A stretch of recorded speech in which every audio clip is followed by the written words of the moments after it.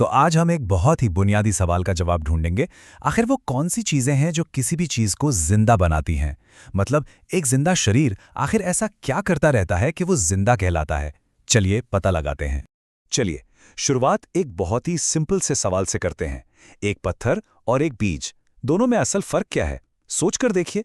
दोनों छोटे हो सकते हैं, दोनों जमीन पर मिल सकते हैं, लेकिन एक के अंदर जिंदगी की एक कमाल की एक अद्भुत संभावना छिपी है और दूसरे में कुछ नहीं।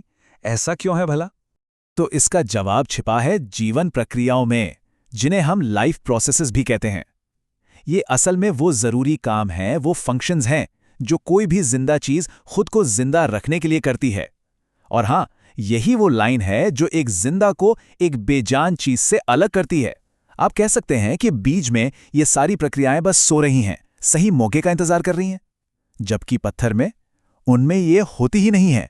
तो आज हम इसी कमाल की मशीनरी के कुछ जरूरी हिस्सों को समझने वाले हैं। सबसे पहले देखेंगे कि आखिर क्या है जो जिंदगी को जिंदगी बनाता है।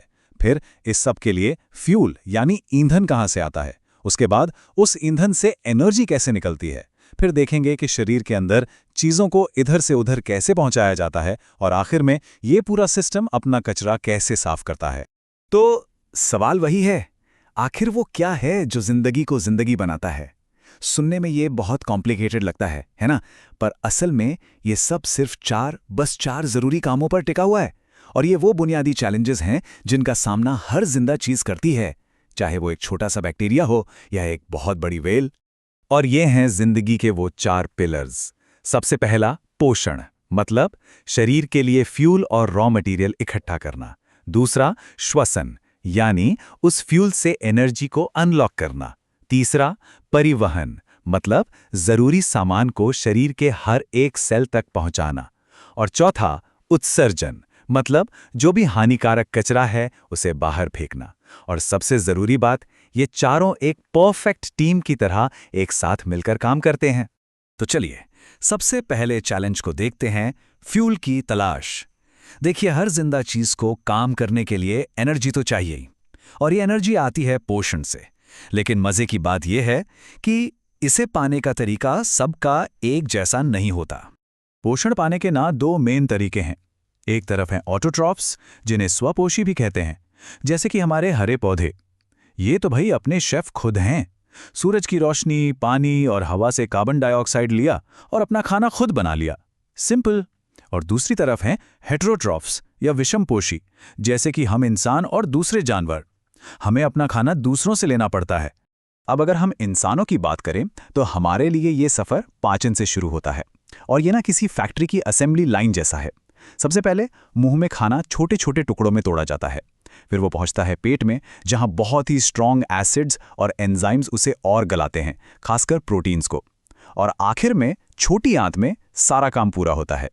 यहीं पर जरूरी पोषक तत्वों को सोखकर सीधे खून में भेज दिया जाता है, ताकि वो शरीर की हर कोशिका तक पहुंच सके। चलो ठीक है, फ्यूल तो आ गया, लेकिन अब इस खाने को यूजेबल एनर्जी में बदलना भी तो है। और ये काम करता है श्वसन यानी रेस्पिरेशन। और हां, एक बात साफ कर दूं, ये सिर्फ सांस लेने और छोड़ने से कहीं ज्यादा बड़ी चीज है। तो इस एनर्जी को निकालने के भी 2 मेन रास्ते हैं। पहला है एरोबिक रेस्पिरेशन। यह तब होता है जब ऑक्सीजन मौजूद हो। इसमें खाना पूरी तरह से टूटता है और ढेर सारी एनर्जी निकलती है। और दूसरा है एनारोबिक रेस्पिरेशन। यह होता है ऑक्सीजन के बिना, और जैसा कि आप सोच सकते हैं, ये उतना एफिशिएंट नहीं है और बहुत ही कम एनर्जी बना पाता है। और सुनिए, यह अंतर कोई छोटा मोटा नहीं है। एरोबिक रेस्पिरेशन से खाने के सिर्फ एक मॉलिक्यूल से 38 यूनिट तक एनर्जी मिल सकती है। यह एनर्जी स्टोर होती है एटीपी नाम के मॉलिक्यूल्स में, जिन्हें आप शरीर की एनर्जी करेंसी समझ सकते हैं। हर काम के लिए यही करेंसी खर्च होती है। और वहीं दूसरी तरफ एनारोबिक रेस्पिरेशन से कितनी मिलती है? सिर्फ 2 एटीपी यूनिट्स। अब सोचिए, ऑक्सीजन कितना बड़ा गेम चेंजर है। तो ठीक है, एनर्जी भी बन गई, लेकिन इसे शरीर के कोने कोने तक, हर एक सेल तक पहुंचाएगा कौन? बस यहीं पर सीन में आता है शरीर का ट्रांसपोर्टेशन सिस्टम, हमारा अपना इंटरनल सुपर हाईवे। हम इंसानों में ये सुपर हाईवे है हमारा सर्कुलेटरी सिस्टम, और इस पर जो ट्रैफिक दौड़ता है वो है हमारा खून। इसमें क्या क्या होता है? इसमें प्लाज्मा है, ऑक्सीजन को ढोने वाले रेड ब्लड सेल्स हैं, इन्फेक्शन से लड़ने वाले हमारे सोल्जर व्हाइट ब्लड सेल्स हैं, और चोट लगने पर खून को रोकने वाले प्लेटलेट्स भी हैं।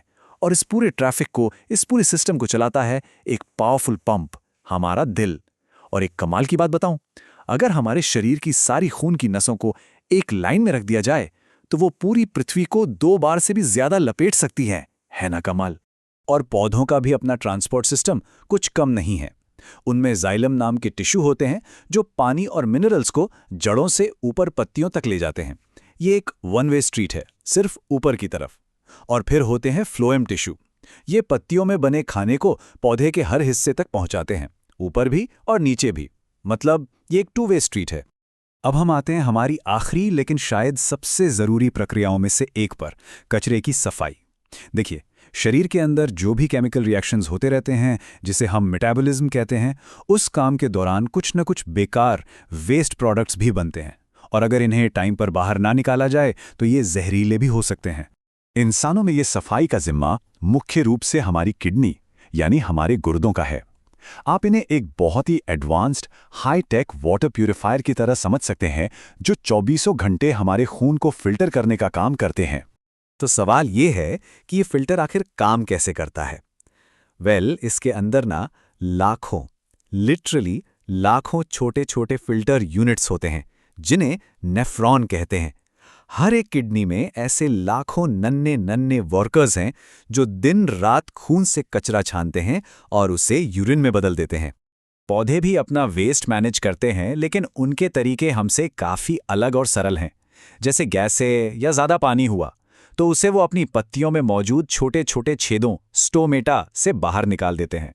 और जो बाकी ठोस कचरा होता है उसे वो बड़ी चालाकी से अपनी पत्तियों, छाल या फलों में जमा कर देते हैं, जो एक दिन खुद ही पेड़ से अलग हो जाते हैं। और देखिए, यहाँ पर सबसे ज़रूरी बात समझने वाली ये है कि ये चारों प्रक्रियाएं ये अलग अलग नहीं हैं। ये एक ही सिस्टम का हिस्सा है, एक ऐसी टीम जो एक दूसरे से बहुत गहराई से जुड़ी हुई है। सच तो यह है कि एक के बिना दूसरे का काम चल ही नहीं सकता।